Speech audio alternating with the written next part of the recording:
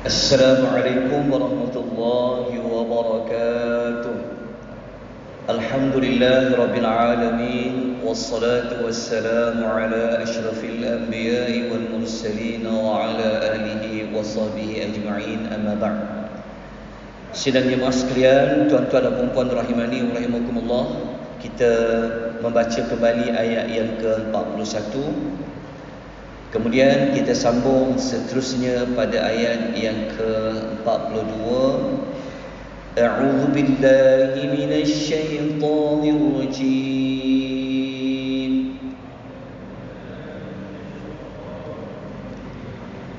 Wa ashabus shimali ma ashabus shimal.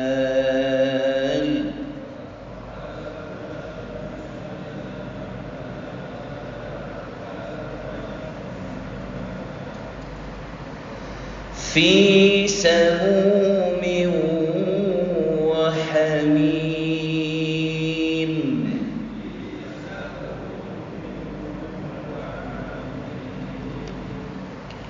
Ayat yang ke-41 telah pun kita ulas pada hari yang sebelumnya, iaitu golongan yang ketiga yang Allah sebutkan dalam surah Al-Waqi'ah, yang mana golongan yang ketiga ini merupakan golongan yang akan menjadi penghuni neraka, iaitu golongan kiri. Golongan kiri ini azab yang mereka akan terima pada awal-awal mereka berada di dalam neraka. Pada ayat yang ke-42 ada dua azab.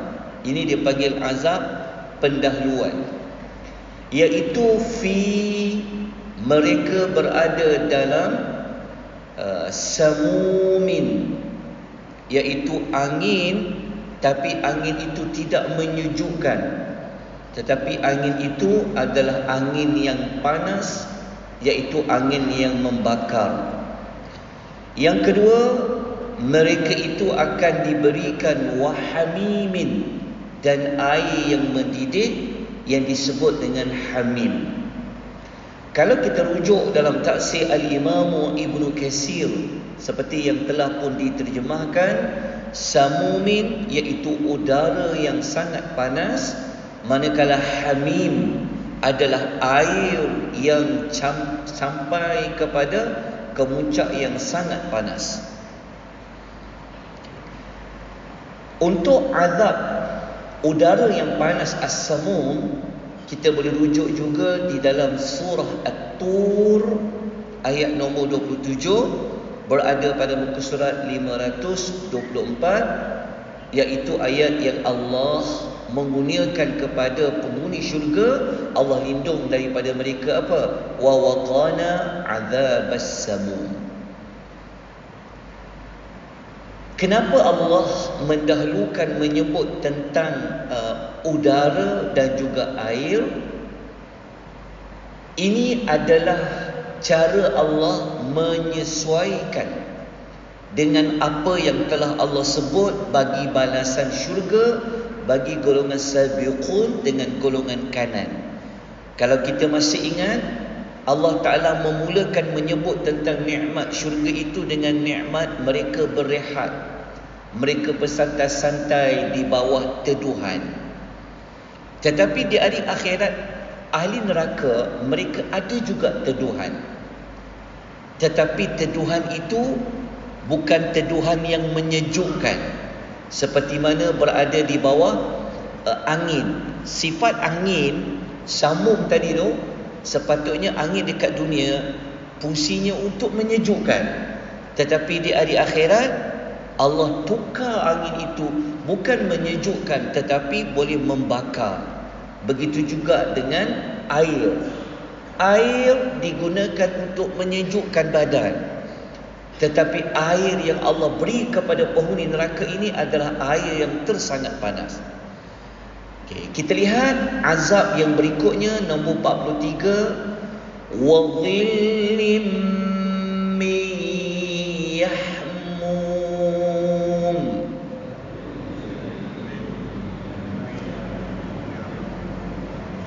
Wadhillin, iaitu dan naungan. Mi daripada yahmum. Yahmum itu adalah asap hitam. Ini berbeza dengan orang yang masuk syurga. Kalau kita masih ingat lagi, orang yang masuk syurga di kalangan golongan kanan ke, mereka berada di bawah naungan pohon-pohon yang indah. Tapi ahli neraka, mereka berada di naungan yang sangat panas seperti asap. Okey, asap ini Allah jelaskan pada ayat yang ke-44. La baridin wala karim.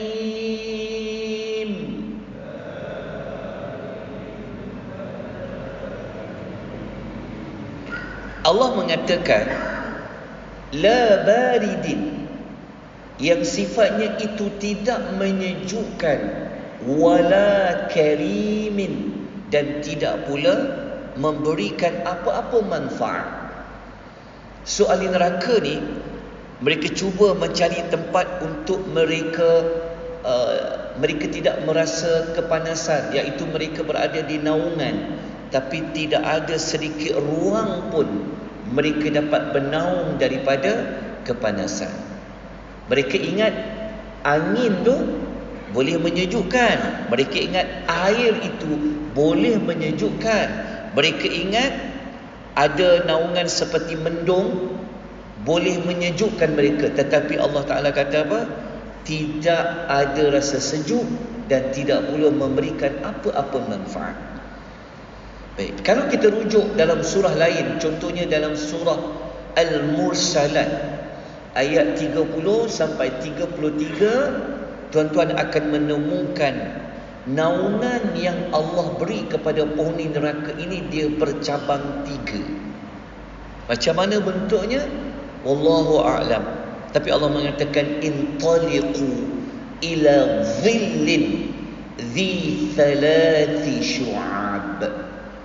Allah Ta'ala kata, kau pergi carilah naungan yang bercabang 3. Mereka ingat nampak macam tempat teduh, tapi tempat itu rupanya tempat yang bercabang 3. Ya Allah kata, la dhalilin wala yughni minal lahab, yang tidak dapat dijadikan naungan teduhan dan tidak pula dapat menolak nyalaan api neraka. Okay, ini adalah pendahuluan azab yang Allah akan berikan kepada penghuni neraka. Mereka tidak ada sedikit ruang pun untuk mereka dapat berehat. Masuk saja habis. Berbeza dengan penghuni syurga. Ada yang duduk di atas tahta kebesaran. Ada yang duduk di bawah pohon apa? Ingat lagi daun-daun pisang yang daunnya besar, yang berada di bawah pohon pokok yang kalau digunakan kuda untuk lintas pokok tu 100 tahun tidak akan dapat lintas. Dia berbeza dengan ahli neraka. Para ulama tafsir, mereka cuba mencari-cari di mana azab api neraka tu. Ayat kita baca tadi, Allah tak sebut pun azab yang berpunca daripada api. Yang tadi bukan api, angin, asap dan air. Para ulama mencari, kenapa Allah tidak menyebutkan azab daripada api neraka? Kata para ulama tafsir, seperti mana kata Dr. Wahbah Az-Zuhaili rahimahullah mengatakan, sebenarnya Allah nak menyebutkan, sebenarnya lepas ni kita akan jumpa api itu, tapi Allah sebutkan api itu dikemudiankan adalah untuk memberi isyarat mereka akan dimulakan dengan azab yang ringan. Nanti mereka akan dapat lagi azab, makin lama makin berat, makin lama makin berat. Jelas tak perempuan? Dia macam teknik Allah sebut naungan. Sebelum diingat, Allah sebut pohon bidara. daunnya kecil-kecil dulu. Lepas tu Allah sebut daun pisang. Lepas tu naik lagi kepada yang pohon yang lebih luas. Begitulah Allah menyesuaikan, menyusun ayat ketika menyebut tentang penghuni neraka. Kata para ulama tafsir, kalau angin pun mereka dah tak boleh tahan panasnya, kalau air hamim itu pun mereka tak mampu untuk menahan panasnya, bagaimana kalau ia adalah api neraka? Maknanya tak sebut api neraka pun dah mereka merasa azab. Tuan pernah melalui angin yang panas? Mungkin kita pernah lalu di tempat-tempat yang panas, tapi tidak sampai membakar. Baik, apa yang boleh kita pelajari daripada ayat ini? Ayat 41, 42, 43, golongan kiri akan merasa azab yang ringan sebelum mereka diberikan azab yang lebih berat. Okey, naungan yang kita sebut tadi itu kita boleh baca pada pelajaran yang kedua. Baik, selanjutkan bagi ayat yang ke-45. Apa yang penghuni kiri ni telah buat sebenarnya sehingga kan mereka dimasukkan ke dalam neraka yang permulaan azab itu sudah pun dahsyat? Al-Quran menerangkan sebab-sebab kenapa mereka masuk neraka. Kesalahan yang pertama dijelaskan oleh ayat nombor 45.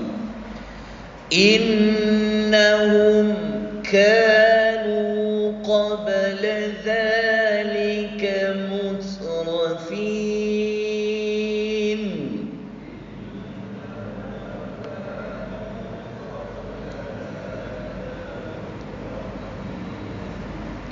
Kesalahan pertama mereka, innahum sesungguhnya mereka, kanu masa dekat dunia dulu hidup, qabla zalika mutrafina dalam kemewahan. Kemewahan ni maksudnya apa?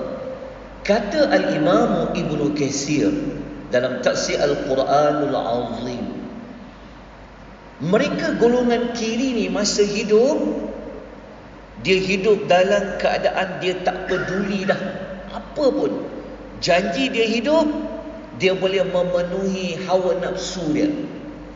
Dia dah tak peduli dah apa yang Rasul nak sampaikan, dia dah tak ambil peduli. Yang paling penting apa? Dunia dia, kehidupan dia. Jadi ayat 45 ni dikaitkan dengan apa? Dikaitkan tentang mereka tidak mengambil sebarang peduli apa yang telah disampaikan oleh para rasul. Kita dekat dunia, kita tak boleh buat semua perkara sesuka hati. Ada yang Allah larang buat, ada yang Allah benarkan kita buat.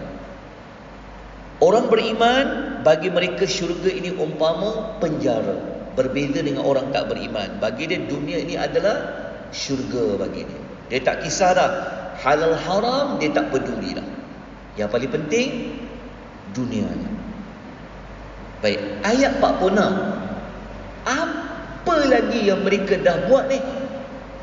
Diterangkan oleh Allah pada ayat nombor 46. Wa kanu yusirruna 'alal hinfil 'azim.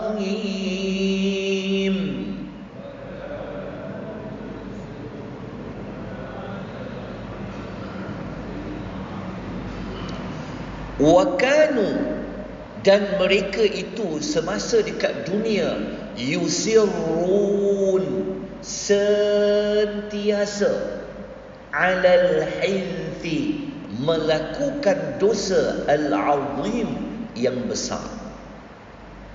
Okey, apa makna ayat ini? Maka kalau kita merujuk dalam tafsir Al-Imam Ibnu Katsir, Ibnu Katsir menjelaskan yusirrun, maksudnya mereka tidak mahu berhenti daripada melakukan dosa. Mereka tak ada niat pun untuk mereka bertaubat. Masa hidup kat dunia, dia terus melakukan dosa sampai dia mati. Apa dosa yang dia buat? Haithil azim, maksudnya mereka mensyirikkan Allah Subhanahu wa ta'ala, dan mereka kufur kepada Allah Subhanahu wa ta'ala. Baik, mudah je untuk difahami. Kita terus kepada ayat yang ke-47. Apa lagi kesalahan mereka ni? Allah terangkan pada ayat yang ke-47. Wa kanu yaquluna aidza mitna wa kunna turaba.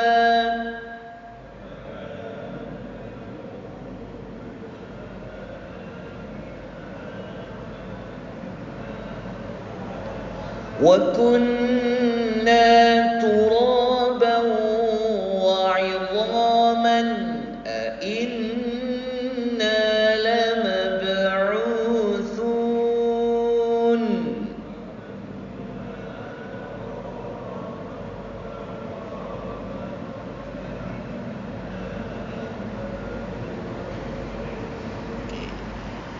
Dan Allah bagi tahu juga, mereka semasa dekat dunia yaqulun, selalu berkata. Selalu berkata ni, mereka selalu mempertikaikan. Mereka tanya, aidza mitna, adakah selepas kita mati, wa kunna turaba, dan kita jadi tanah, wa idhama, dan jadi tulang, a inna, adakah kita lamab'uthuna, akan benar-benar dibangkitkan semula. Maknanya ayat ini mereka mempertikaikan tentang apa? Tentang hari kiamat. Okey, dalam ayat ni tuan-tuan kena bulatkan ataupun gariskan, ada 2 kali mereka bertanya tentang kehidupan selepas mati. Pertanyaan pertama dekat aidza. Huruf hamzah tu, itu pertanyaan pertama, adakah. Yang kedua dekat inna, hamzah tu, tu merupakan persoalan yang kedua. Dan dekat ayat ini mereka bertanya, ada huruf lam kat situ, lamab'uthun, benar-benar. Okey. Berdasarkan ayat 47 ini, para ulama tafsir mereka memberikan lagi ulasan. Kenapa mereka asyik duk tanya, iaitu yaqulun, tentang hari pembalasan tu? Adakah mereka bertanya tiap-tiap hari bertanya ni, adakah kerana mereka nak beriman? Dan soalan yang kedua adalah, kenapa diulang 2 kali tentang persoalan itu, aidza, lepas tu dekat inna? Maka kata para ulama tafsir, mereka sering kali bertanya tu bukan kerana mereka nak beriman, bukan mereka kerana nak bersiap sedia nak bertemu hari dihidupkan semula, tapi kata para ulama, mereka bertanya tu sebenarnya adalah untuk mempertikaikan, untuk mereka menolak, mereka memandang remeh tentang hari kehidupan semula.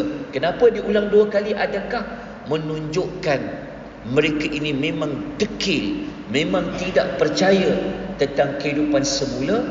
Selepas sudah menjadi tanah, menjadi tulang, Allah boleh hidupkan balik semula. Allah mampu tak menghidupkan kembali orang yang sudah mati, tulang belulang sudah hancur? Surah apakah yang kita pernah belajar sebelum ini. Yang surah itu memang tujuannya untuk menunjukkan Allah Ta'ala ini mampu untuk menghidupkan orang yang sudah mati. Surah apa tuan-tuan dan puan? Kita belajar sebelum ini adalah surah Yasin. Surah Yasin, dia menjawab persoalan-persoalan yang ditanyakan dalam surah Al-Waqi'ah. Jadi apakah pengajaran ayat dia? Ada dua. Saya buat ringkas sahaja pengajaran ni. Okey. Kenapa Allah perlu sebut? Cara Allah sebut penghuni neraka. Kenapa Allah sebut? Sebab apa? Mereka masuk neraka. Tapi golongan syurga, kenapa Allah tak sebutkan? As-sabiqun, Allah hanya sebut mereka dapat balasan sebab amal mereka buat. Golongan kanan, Allah tak sebut amal dia apa. Tapi golongan kiri, apabila masuk ke neraka, Allah sebut satu persatu. Sebenarnya Allah Ta'ala nak menunjukkan orang masuk neraka, dia berdasarkan keadilan Allah. Orang masuk neraka ni ada sebab yang dibuat oleh manusia itu. Dia berbeza dengan syurga. Siapa dapat masuk syurga? Ia merupakan pemberian kurniaan dari Allah Azza wa Jalla. Dan kita dapat belajar syirik, kufur kepada Rasul. Ayat tadi itu sebenarnya dia kumpul 3 rukun iman. Mula-mula apa? Mereka mengabaikan apa sahaja nasihat para Rasul. Lepas tu mereka mereka melakukan kesyirikan. Dan yang ketiga, mereka tak percaya pada hari kiamat. Okey, selesai tentang ayat 46 sampai 45, 46 dan 47.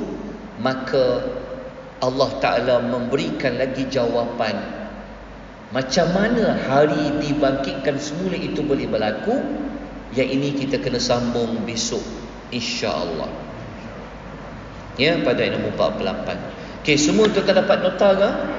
Dapat? Ke tak cukup? Boleh dapat kan? Okey, kita ucapkan jazakumullah khair kepada penyumbang yang menyumbang sumbangan nota pada kali ini. Ya, terima kasih, jazakumullahu khair. Moga-moga Allah memberikan kemudahan kepada kita, melapangkan dada-dada kita. Allah bagi rahmat kepada kita. Semakin lama kita semakin faham Al-Quran, kita semakin mendapat panduan dalam kehidupan. Baik, kita jumpa pada hari yang berikutnya. Aqulu qouli hadza wa astaghfirullah.